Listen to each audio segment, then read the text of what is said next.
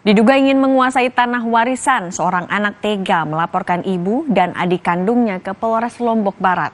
Sang ibu mengaku pasrah dan sedih dengan tindakan anak sulungnya yang mengakui kepemilikan tanah sejak suaminya meninggal dunia 24 tahun lalu. Rakyah hanya bisa pasrah mengetahui dilaporkan oleh anak sulungnya sendiri ke polisi. Anaknya Sairozi mengaku bahwa tanah warisan seluas 28.000 meter persegi yang ditinggalkan suaminya sebagai miliknya. Padahal, sebagai anak sulung, Sairozi sudah mendapat bagian 15.000 meter persegi. Menurut Rakyah, Sairozi membuat sertifikat tanah warisan itu tanpa sepengetahuannya. Duduk dan banget Niki. Ada adik-adiknya, yang baik itu pengarian mamen dia.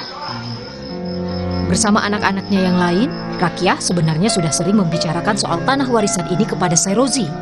Namun Rakyah semakin sedih karena anak sulungnya itu selalu marah dan kini tak patuh padanya. Salah insiden nikmati, Pak Babe nikmati, Pak Pala nikmati, milik perintah ini. Niki. Dekat merintah dan tidak tiram mangan kurang. Cucian lalu tidak tiram. Dilaporkan ke polisi, Rakyah pun berusaha membela diri.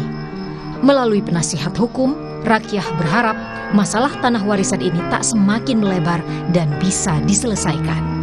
Orang ibu dan adik-adiknya ini mau meminta haknya kepada anak pertama yang bernama Haji Sairozi bahwa kembalikan itu tanah ibu.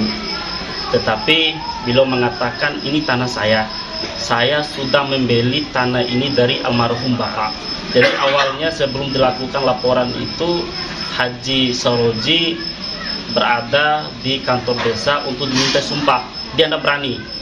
Jadi dia diminta sumpah oleh kepala desa, oleh beberapa tokoh yang ada di desa Montongare. Dia tidak berani, setelah itu langsung dia laporkan ke Polres Lombok Barat. Ibu kandungnya sendiri bersama adik kandungnya sendiri. Kasus pun masih bergulir hingga kini.